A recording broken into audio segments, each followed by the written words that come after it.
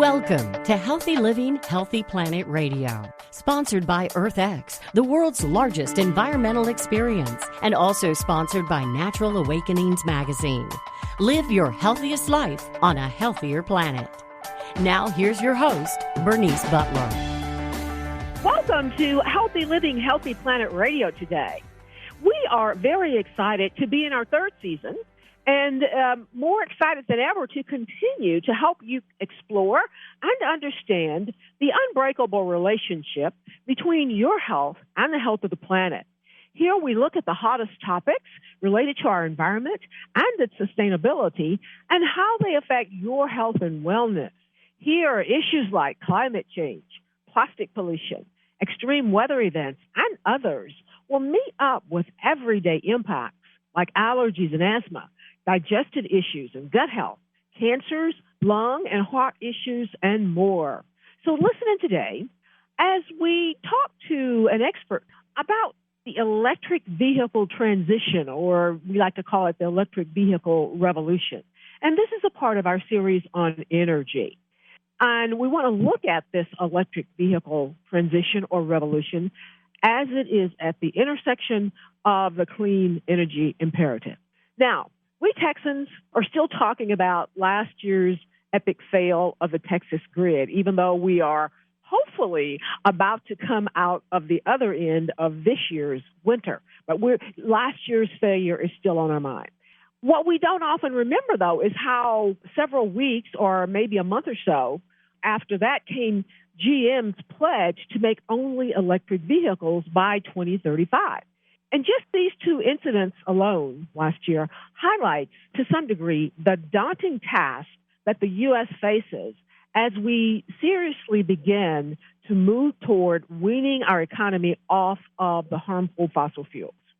Now, while GM's announcement is certainly striking from a historical point of view, that is the nation's largest automaker choosing to jettison the internal combustion engine altogether. And then, of course, the collapse of the Texas grid, again, underscores just how far we have to go as we attempt to and have the imperative to electrify everything.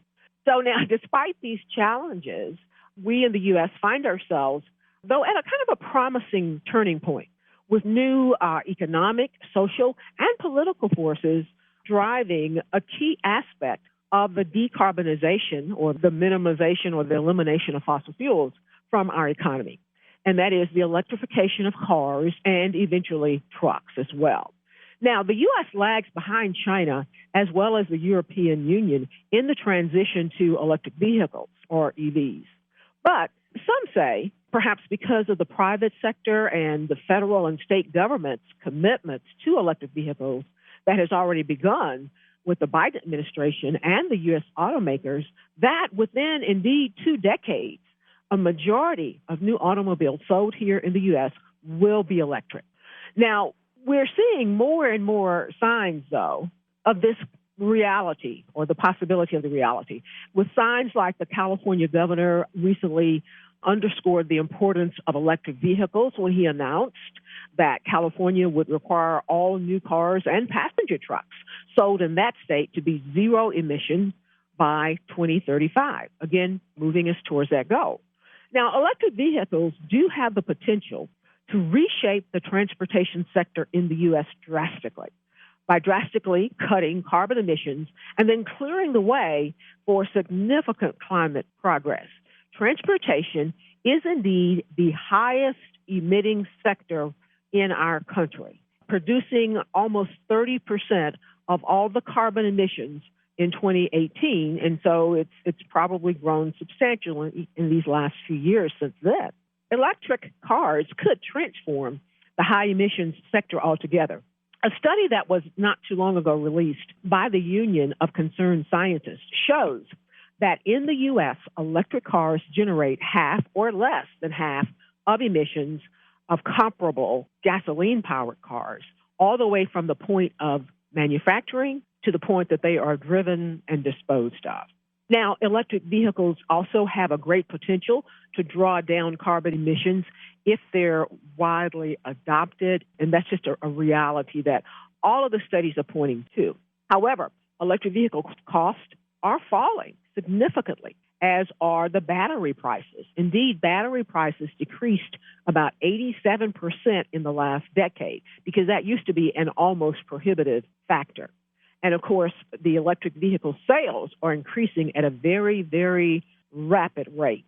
Now, someone recently wrote, like the move from horse-drawn carriages to contraptions powered by internal combustion engines, then the migration from cars powered by fossil fuels to electric vehicles will have a profound effect on personal transport.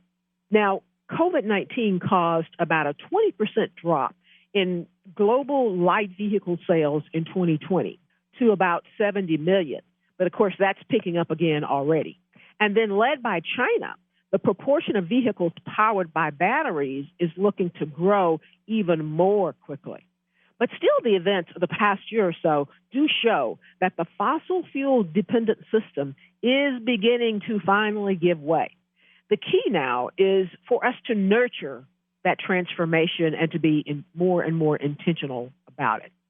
The announcement early last year by General Motors was a milestone for sure in electric vehicle development. But then Ford, which has had an electrification program for longer than GM, is offering electric versions of their iconic brands, such as the Mustang, as well as that Ford 150 truck, which is the largest selling truck around. Even introducing the 150 truck that can power the whole house, and that's been a tremendous success. And Volkswagen is looking to invest about $30 billion in e-mobility by next year. And then Volkswagen also vows that by 2028, they're going to offer 70 new fully electric Volkswagen models. That's a lot. And their whole electric sales is projected to be about 22 million from that entire Volkswagen group.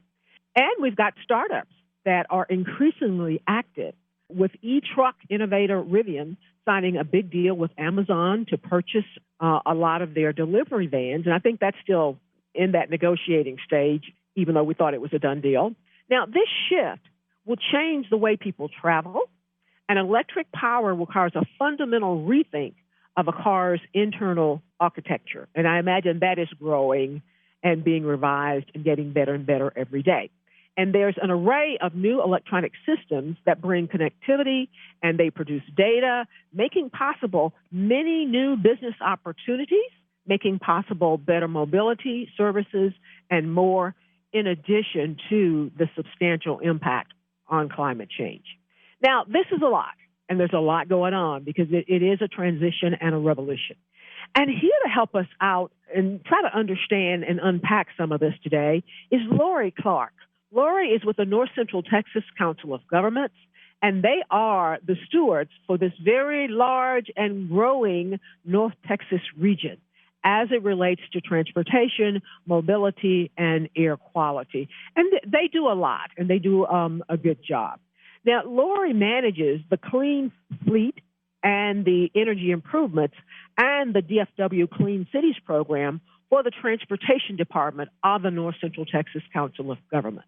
And that is a very big organization, and we're going to have Lori tell us all about it. But it's where all of the government in this whole North Texas region, they get together and they act regionally as one, because major issues, and for sure environmental issues, and issues like transportation, clean air, our ozone issues, all of that does not stop at a city's border or a county's borders. I was talking to people from the water industry yesterday, and as we all joked around, Lori, our region shortly will have grown and merged and glommed onto the Oklahoma, because we're right there already.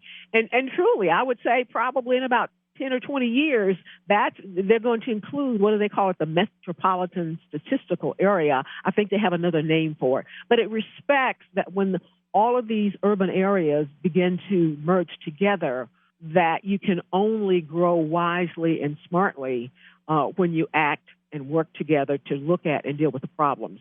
So, again, thank you for all of that you all do. And before we get started, will you just tell us a little bit more about the COG and some of the players in it?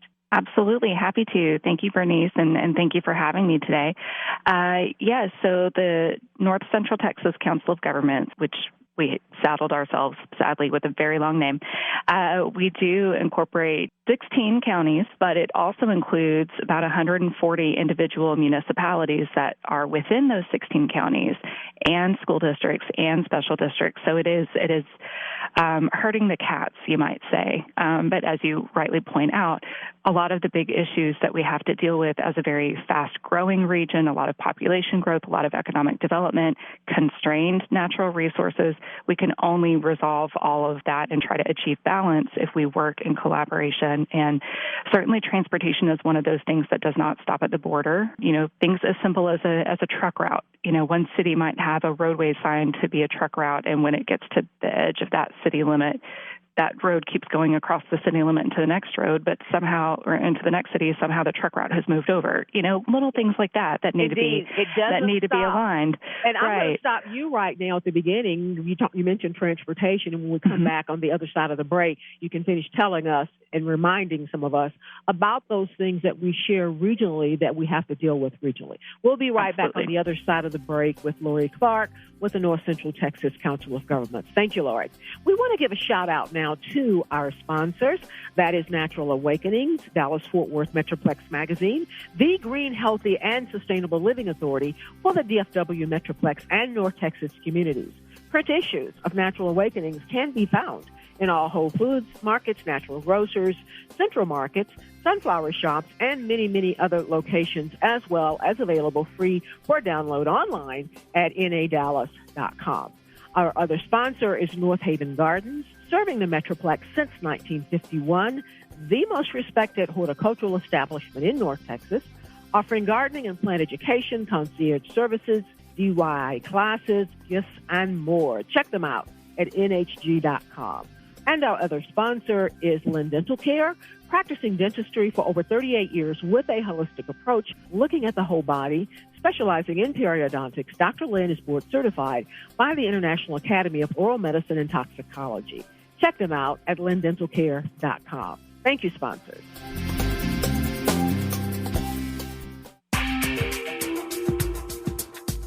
Welcome back to Healthy Living, Healthy Planet Radio today.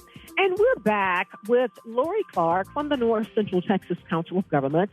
And she is helping us understand the electric vehicle transition, or revolution, as I like to say, at the intersection of the clean energy imperative. And again, thank you for being with us. Now, right before the break, you were telling us about why we need a COG and why it's imperative. And you mentioned, of course, that you were talking about transportation, which is the area you work in. And, of course, that doesn't stop at the area boundaries. Absolutely. So we actually do all of our air quality work within the transportation department at the North Central Texas COG, and that's because we have an ozone air pollution problem. So, Bernice, in your opening, you talked about some of the impacts on climate and greenhouse gases and how that relates to the transportation system. But locally, when we talk about public health impacts of polluted air, we have an ozone air pollution problem. Every once in a while, there might be an issue with particulate matter, and that Environmental Protection Agency is actually looking to make a more stringent or a stricter, lower particulate matter air quality standard as well. And a lot of our ozone issues are also linked to the transportation system. So part of our transportation planning actually includes air quality planning, and of course air does not care what the city or county boundary is. It's going to blow where it blows. We have air blowing into our region that comes from other major urban parts of the country. Our air blows out of our region to our neighbors, north and west and east.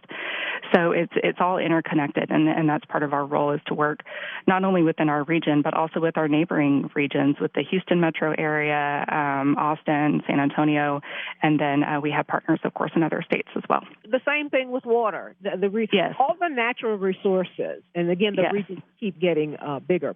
And, every month here on Healthy Living, Healthy Planet Radio, we have a different theme, and we do connect we deal with transportation in that air pollution theme month. We're dealing with the EV revolution, though, this under our energy theme. Mm-hmm. But it's not lost on a lot of people that transportation is the biggest air pollutant. And as we mentioned too earlier in the intro, that fossil fuel, the electric vehicle transition is imperative and it is important. And it's rather exciting to me, and I think others in this field that I've interviewed from time to time, that we seem to be on a roll right now. Absolutely. It is a time in the sunshine for electric. It's exhausting, but in a good way. Exactly. So, Lori, I want to start with you, though, if you can kind of briefly explain to our listeners how an EV basically works as compared to perhaps a regular fossil fuel-powered vehicle. Yes. So, in a conventional gasoline vehicle that most of us are used to driving, you have an engine, and in that engine it's an internal combustion engine. So there's a combustion chamber, there's fuel that comes from the gas tank that gets injected into that engine, there's a spark, there's combustion or fire, and that produces the power. Oh, I want to just say, too, you said that combustion produces the power, but it also produces what else? Also, exhaust emissions and air pollution that comes out of the tailpipe. Absolutely. Yeah. So, in an electric vehicle, if it's all electric, you replace that engine with a traction motor, and the motor is powered by a battery pack. So, you think of the motor in lieu of the engine and a battery pack instead of a gas tank. And it's the battery pack that powers the motor, which then powers the drivetrain of the vehicle. And then there are no emissions that come out of the tailpipe. There's no air pollution generated by the vehicle itself. Then a couple other key components. You still have an auxiliary battery for a lot of the accessories. Those are the basics. And so a big difference between an electric vehicle and a conventional vehicle is there's hundreds and hundreds of other small moving parts that are in a conventional vehicle that are gone in an electric vehicle. So those are fewer parts to break, fewer elements that need maintenance, fewer things that may have to be replaced over time. I mean, at this point, it's a computer on wheels, and just like we charge up our phones every day, you charge up your car every day and keep kind of topping off that battery. And the performance of an electric vehicle, if nobody's had a chance to ride in one or to drive one yet, they handle exceptionally well. They have a very low center of gravity. The weight of that battery keeps that center of gravity low, so that creates a fun driving experience if you're able to take it on into a safe place like a track or something like that, where you really get to put the pedal to the metal, as they say, and really take it to its performance limits. They have excellent torque. They accelerate really quickly, and turning radius is great. And they're really good performing machines. And I think that's a misperception that a lot of people have, that when the first electric vehicles were electrified neighborhood electric vehicles, right? It was kind of like a glorified golf cart.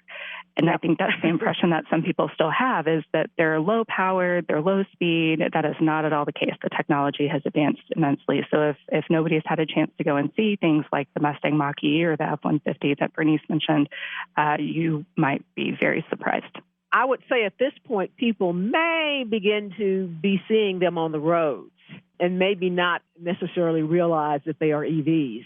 Absolutely. They blend in very well now. And so I've actually caught myself looking at the backs of the cars in front of me to see if there's an exhaust pipe. And I'm like, oh, there's not. Oh, that must be electric. What is that? Because they're coming now, not just in sedans. There's SUVs. There's the pickup trucks are coming, and just a wide variety of makes and models.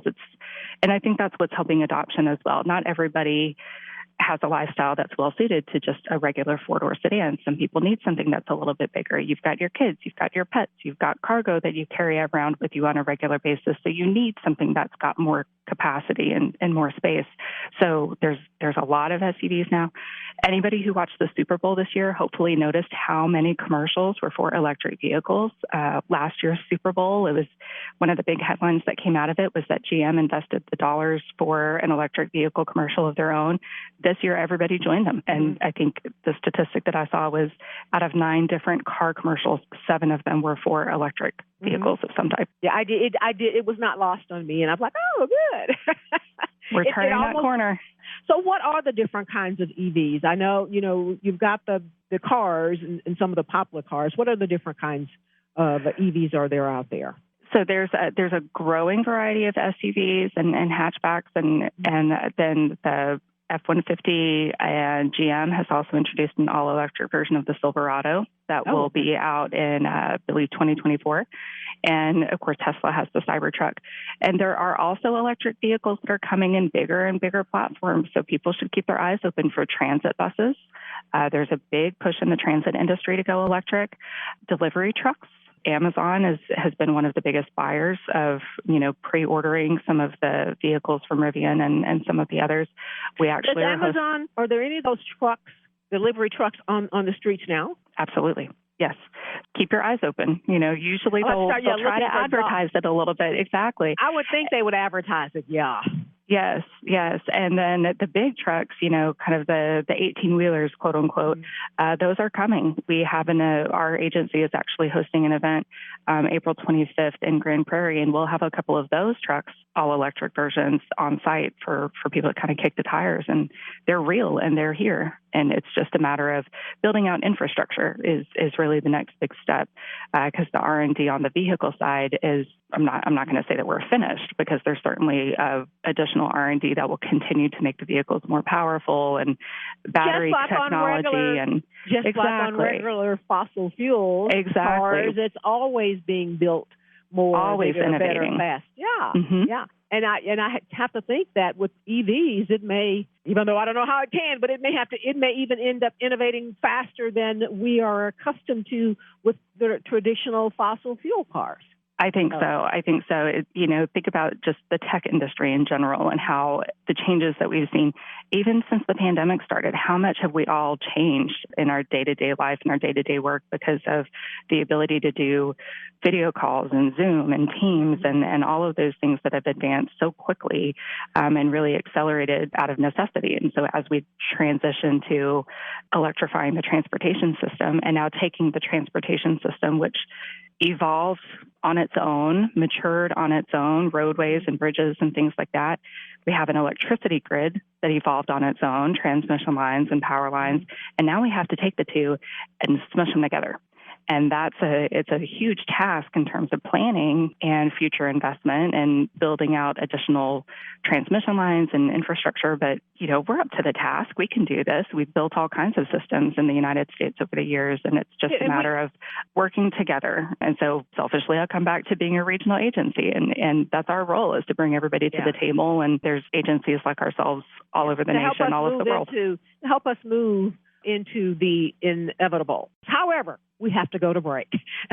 And right on the other side, we'll be back, and Lori will talk to us about maybe the ripple effect in other industries and related industries, and even with us, of this transition. We'll be right back on the other side of the break with Lori Clark with the North Central Texas Council of Governments as she makes us smarter about the inevitable transition to electric vehicles in our society and in our region. Thank you, Lori.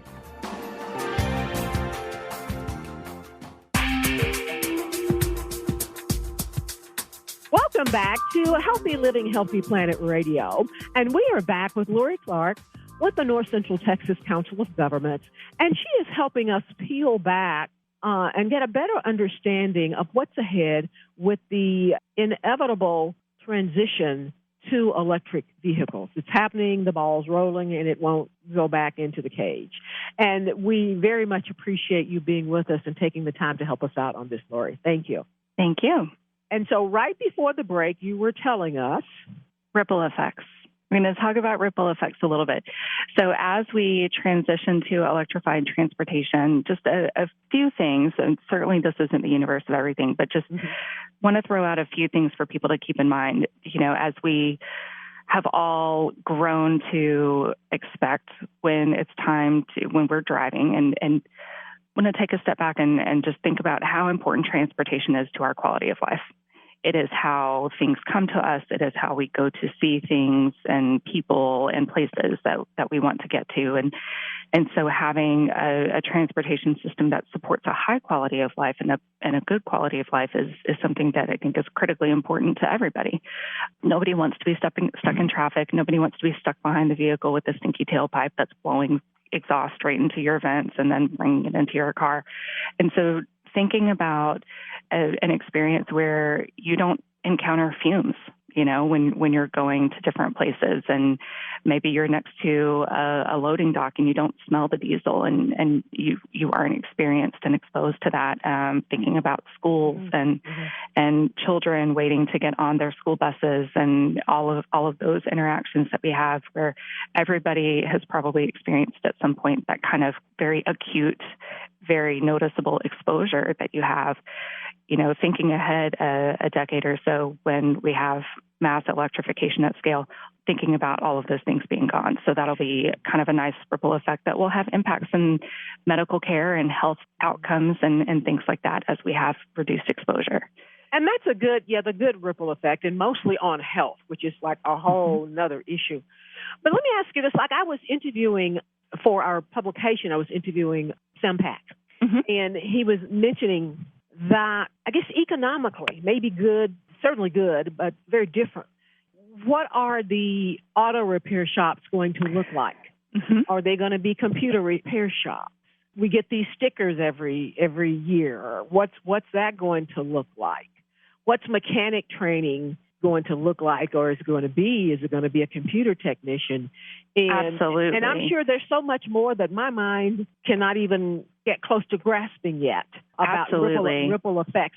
Going back to what we said about from the, when we went from the buggy and the horse to the combustion. And so when we go from fossil fuel combustion to electric, when that really happens at a large scale, it's going to change a lot of things in our society. Absolutely. We're going to need a lot of workforce development, a lot of retraining, a lot of new curricula around things that have to do with electricity.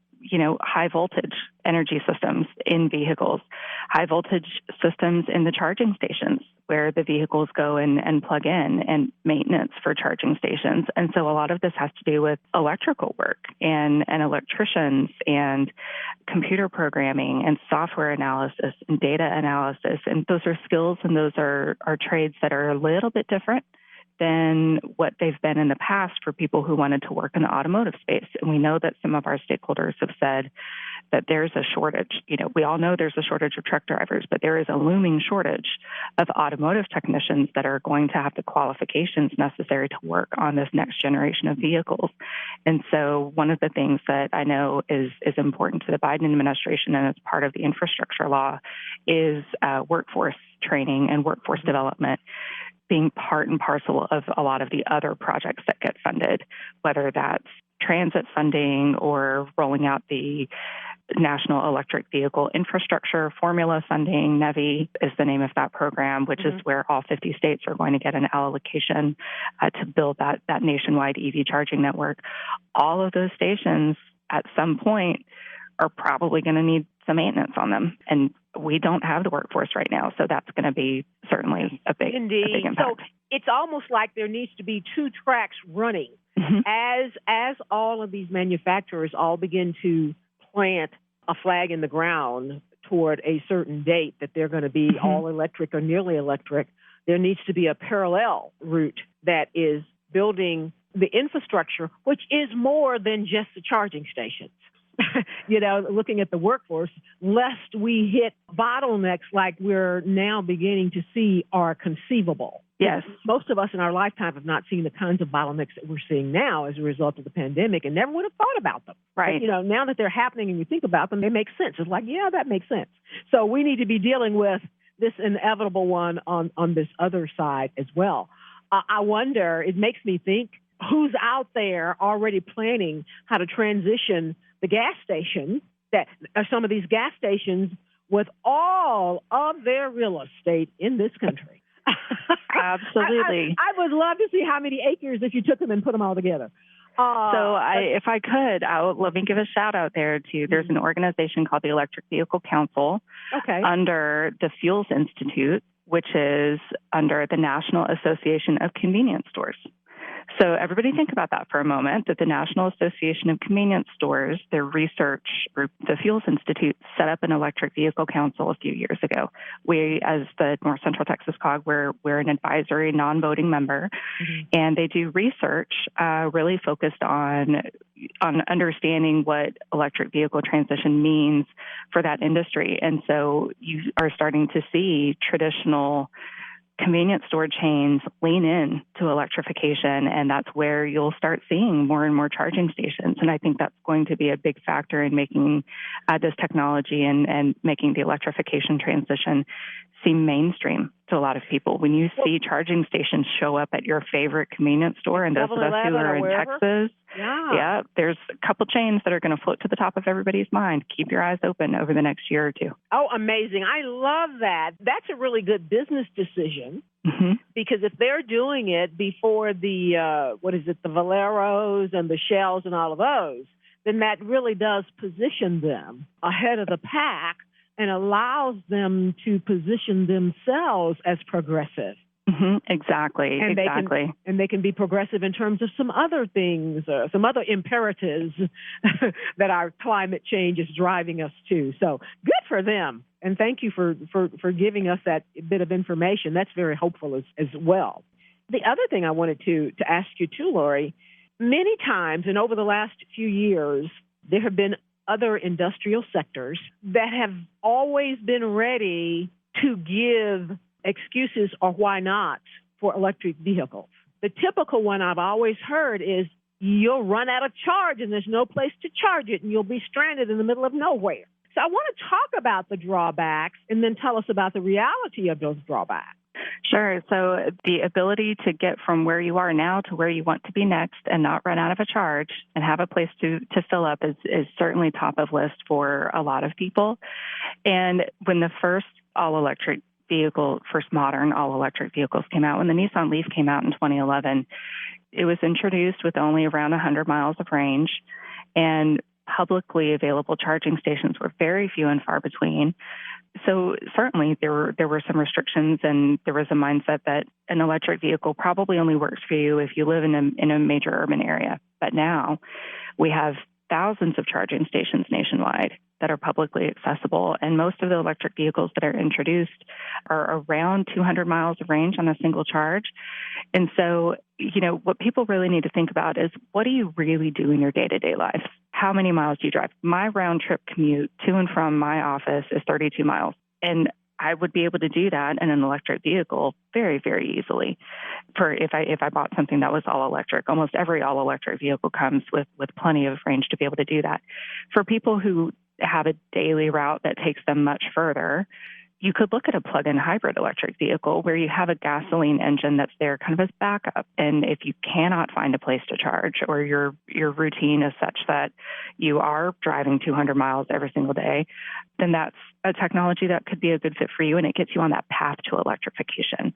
And I will say that a big piece of the infrastructure bill that passed in November is that National Electric Vehicle Infrastructure Formula Program, and that's going to spend $5 billion over the next 5 years to build out electric vehicle charging, mostly along our highways. So it'll make sure that you're able to get from one urban area to the next urban area. That's really where we have the limitation right now. Getting from the Dallas-Fort Worth area down to Houston in an electric vehicle can be a little tricky depending on your range. That is true, right. Still true. There's a couple strategic gaps along the interstate that we need to fill in another charging station or two. It's very hard to get through East Texas right now, but those charging stations are coming. That's going to be Indeed. A big part of what gets built over the next few years. And we just have 1 minute to go with Lori with us. And you will have to be back with us because we haven't even tipped the iceberg. We haven't. If time is limited, if I could just throw out for everybody who needs to learn, everybody should start to look to see where are charging stations near you. So there is an app that you can get for a smartphone. One is called PlugShare, and it's mostly crowdsourced. The other is from the Department of Energy. It's called the Alternative Fuels Data Center. Both of those have mobile apps. Start looking to see what's around you. Thank you so much, Lori. Again, we'll have to have you back. We have been with Lori Clark, who's with the North Central Texas Council of Governments, and she works in their transportation department with electric vehicles. Thank you so much, Lori. We really appreciate your help with this. We're going to be right back on the other side with more on electric vehicles. We want to give a shout out now to our sponsors. That is Natural Awakening, Dallas-Fort Worth Metroplex Magazine, the Green, Healthy, and Sustainable Living Authority for the DFW Metroplex and North Texas communities. Print issues of Natural Awakenings can be found in all Whole Foods markets, natural grocers, Central Market, Sunflower Shops, and many, many other locations, as well as available free for download online at nadallas.com. Our other sponsor is North Haven Gardens, serving the Metroplex since 1951, the most respected horticultural establishment in North Texas, offering gardening and plant education, concierge services, DIY classes, gifts, and more. Check them out at nhg.com. And our other sponsor is Lynn Dental Care, practicing dentistry for over 38 years with a holistic approach looking at the whole body, non-mercury.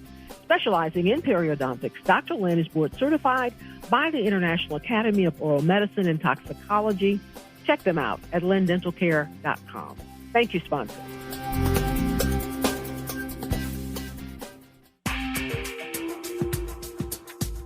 Welcome back to Healthy Living, Healthy Planet Radio today, to our show on this month's energy themes.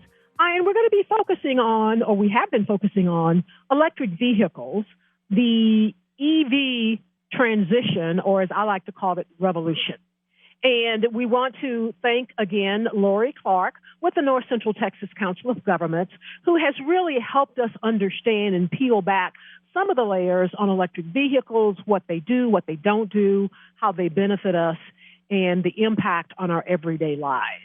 And now we want to move to this last segment of our show, and we have a very, very special guest who I like to call, who is an on-the-ground guest. And today we have with us Rock Robinson. And Rock is with eCara. He is currently the co-founder and CEO of eCara, which is an ESG, which stands for Environment, Social Responsibility, and Governance, an ESG mobility platform for sustainable transportation. They build apps and infrastructure for operators to help them reduce carbon emissions, to better utilize assets, and to build their own customer-centric brand. Basically, eCar is the new green standard for ride sharing, and it's just a very exciting concept, and we are so excited and grateful that we could have Rock here with us today. And eCara has been built for the impact-minded, because it makes an impact. They use Teslas and vision-aligned drivers to create the safest, most sustainable way to get people to wherever they need to go. Plus, eCara plants a tree every time you ride. On the average, they save their members over 200 pounds of carbon per month, and their customer experience scores a AAA+. So they're very confident in the experience that they give their customers. As market leaders in this niche of ride sharing, eCara licenses their platform to other fleets all over the world, demonstrating how they can do exactly what they're doing here in the North Texas area to reduce emissions. So again, their tagline, and I agree with it, is that eCara is the new green standard. Welcome, Rock. We are so glad that you could make room in your very, very busy schedule to be with us. And did I get all of that right in the introduction? Well, thank you so much for that. And those words are awesome. And, you did. That's pretty much exactly what we are. I'm thankful to be here today and speak with you about it. Thank you. Great. So, Rock, could you start off, though, by telling us a little bit more about eCara and what made you found and start it? Because, again, it is a market leader, but to my knowledge, and I don't have complete knowledge, almost, but not complete, you are the only ones doing, or certainly one of the very, very few, doing this kind of thing with rideshare with these environmental conscious vehicles. So tell us about it and what made you found and start it. I was always a car guy. I got into transportation as a young person. I was in transportation logistics at about 20 years old, got into 18-wheelers and really understood moving things and, making money per mile and, transportation as a whole. Got into the car business. And as I got older, I actually turned into a nerd. I just got really interested in technology, and I went to work for Apple. And when I went to work for Apple, it was there where I knew that I wanted to somehow start some type of an app that connected with people via the cell phone. It was that experience. And so through my time at Apple, I really got so interested in electric cars. And of course, Tesla was one of those first to market, manufacturers that were, producing cars at scale. And, it was like the only company that I would leave Apple for was Tesla.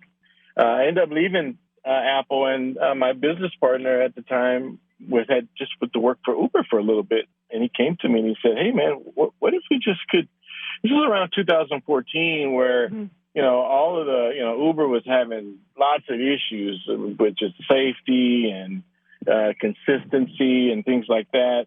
And so we thought, man, what if we could just do some type of rideshare where we could actually control the environment the way taxis used to be and the way accountability used to be? And I said, man, it's a good idea. But I had one problem. Fundamentally, I did not want to be in any business that had anything to do with gas or oil or parts or any of that stuff, right? I did that. So I wasn't interested in that. And I said, if we want to do something electric where we would put together something around electric vehicles and sustainable vehicles, then I think I would be really interested in that. And I feel like that's something that nobody's doing, or the list is very short. I feel like it's a major challenge. It's something I could dedicate the rest of my life to. So let's do it. And that's how eCara started. It was something that I knew that if I put the rest of my life to, that it would be a benefit to those that, that I would never meet. And that was the kind of the thing that, was one of the deciding factors. It is exciting. Now, how does eCara as a ride share compare with other popular ride shares that people may know? Yeah, so ultimately, what eCara is an all-electric taxi company that's managed and ran the way we want to manage and run things, right? It's an opportunity we started this company with no software. And so we were like, hey, we were putting together all of these different, softwares together to create an environment where we could use electric cars to move people. And after a while, we go, well, why don't we just build our own platform, build our own software, right? So that's what we did. And so in a short period of time, we built our own app so that we could do our own rides and we can get our own customers, and we didn't have to worry about the Ubers and the Lyfts of the world. So basically, we created an Uber hack. We don't need Uber. We use our own app. We use our own cars. We use our own drivers, and we go get our own business. That's what this was about. We're saying you need to use electric cars to move all things, pizza, packages, people, doesn't really matter, right? That's the first thing. And then the second thing is we're saying you don't need an Uber and a Lyft app in order to go out and get business. You can create your own app, Mr. Operator in Chicago that's got a friend who's got Teslas and, the ex-military guys, and they want to go start a business together. Great. Here's an application. You got a brand. Go build it. That's what we do. We help other operators scale the way we are. It's a platform built for poor people, if you will, right? So imagine a world where you didn't have to go hire designers and app developers to build your own app to go do your own commerce with moving things. And that, I think, is certainly the impact and the significance of what you guys are doing here also, Rock, is that you are sharing it, and it allows it to, like I said, scale and multiply so that hopefully the EV revolution can move faster now. But stepping back for a moment, let's say I want an eCara. Walk me through that. I need to get to DFW Airport. All right. It's just like any other app. You would go to the App Store, Google or the Apple App Store, and download the eCara app, create an account, book your reservation. We're reservation-based, not on demand. So most of our customers that go in, they'll create a reservation.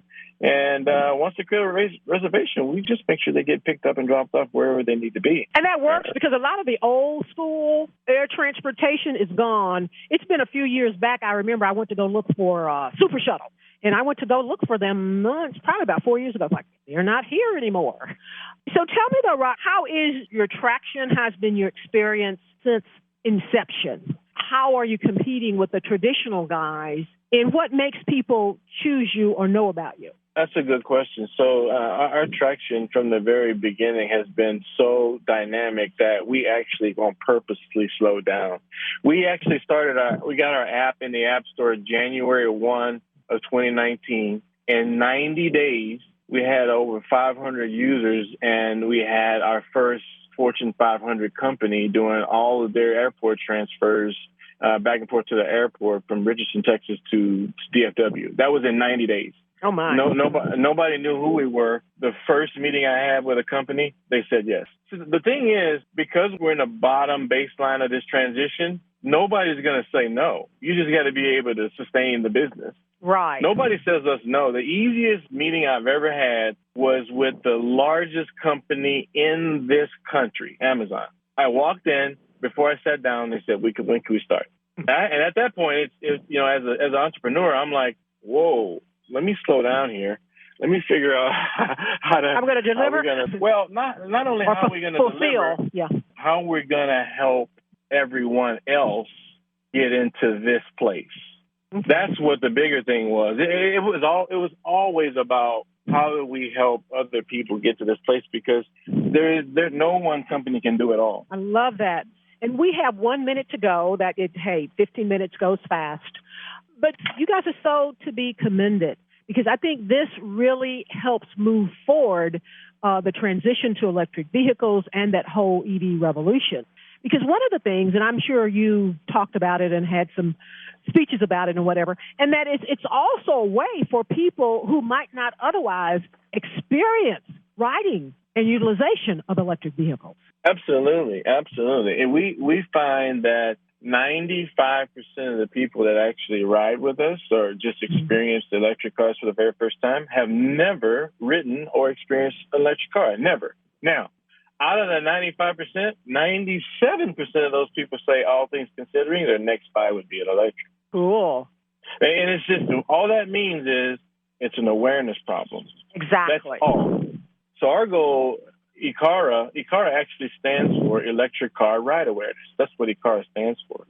And our goal is to reduce emissions and help accelerate the utilization of electric cars. And so for us, our vision is always to how do we get more people aware to use the vehicles, not even buy them and park them in the garage, but buy them and utilize them as much as possible, because it's always the benefit. Rock, thank you so much. We've been in this segment with Rock Robinson, founder and CEO of ICARA, an electric vehicle ride share and technology company. And they are really doing some substantive work in helping our EV revolution move forward. And before then, we were with Lori Clark with the North Central Texas Council of Governments. Thank you. And thank you all for listening in today to Healthy Living, Healthy Planet Radio. The conversation starts here, but our goal is for it to continue in your home, in your social circles, your workplaces, at the water cooler, and in the grocery checkout line, so that we can all work together to realize that healthy living is simply not possible without a healthy planet. Our culture is a result of 1 trillion tiny acts taken by billions of people every day like yourself. And each of those tiny acts can seem insignificant, but all of them add up one way or the other to the change we each live through. This is your host, Bernice Butler. Thank you, and join us again next week for more Healthy Living, Healthy Planet Radio. And you can listen to any of our past podcasts wherever you listen to your podcast. Thank you.